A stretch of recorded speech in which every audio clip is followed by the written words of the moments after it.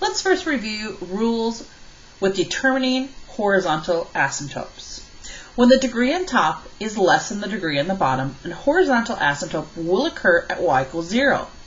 When the degree on top is equal to the degree on the bottom, a horizontal asymptote can be identified by dividing the degree from top divided by the degree on the bottom.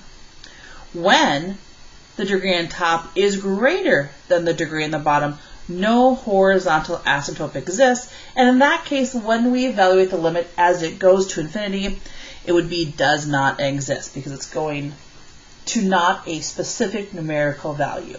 Let's look at the first one. When we look at the first one, notice that there's no x on top. So really that's an x to 0. So I have an x to 0 on top and an x to 1 on the bottom. So which one of the three cases, A, B, or C, is occurring? The degree on the bottom. The degree on the bottom is greater. When the degree on the bottom is greater, so in this case m is greater, we say the horizontal asymptote occurs at 0. And that allows us to evaluate the limit of this function as it goes to infinity as well. Okay, next, I can see the degree on top is equal to the degree on the bottom. What do I do when they're equal? I can identify the horizontal asymptote by taking the numerical value of the degree on top and dividing it by the bottom. Sorry, not the degree on top. It should be the coefficients in front.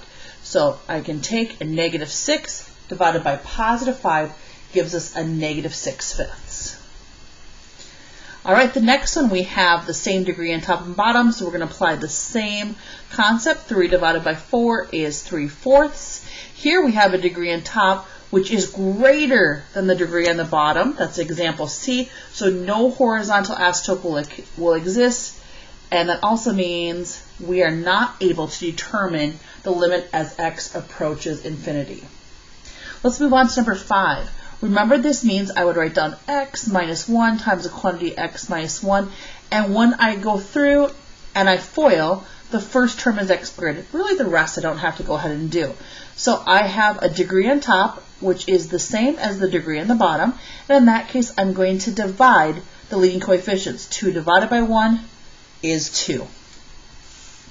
Moving on to number 6. Okay, in number 6, remember this says take this quantity times itself 3 times. Now, if we went through and we multiplied these and then we distributed times this, we would end up with x. Oops, let me move this up here so everybody can see. Give me one. Thing I was adjusting there because in the meantime I thought my old eyes thought that that this was a 3. This is only a 2. Okay, so I'm going to take this quantity times itself 2 times, and when you FOIL the very first one, you get an x squared. So let's go through it and evaluate each one of these separately. As we evaluate the limit as it approaches positive infinity on the first part, we end up with 7. Bring down the plus sign. Now in the second part, we have a degree of 2 on top, and as I write this quantity twice and I start to distribute, I end up with a leading coefficient of 1 and a degree of 2. So they have the exact same degrees. 2 divided by 1 is 2, and 7 plus 2 is 9. We're going to do this one like we did number 6. We're going to evaluate each one of these separately. Okay, so in the very first one, I can see that the degree on top is 1 and the degree on bottom is 1. What do I do when they're equal? I'm going to divide the numbers out front.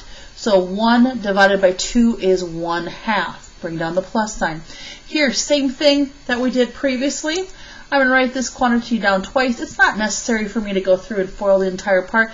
Really, I only need to do the first part. The first part is x times x is x squared. I have the same degree. So I'm going to divide the leading coefficients. 3 divided by 1 is 3, and 3 plus 1/2 is 3.5.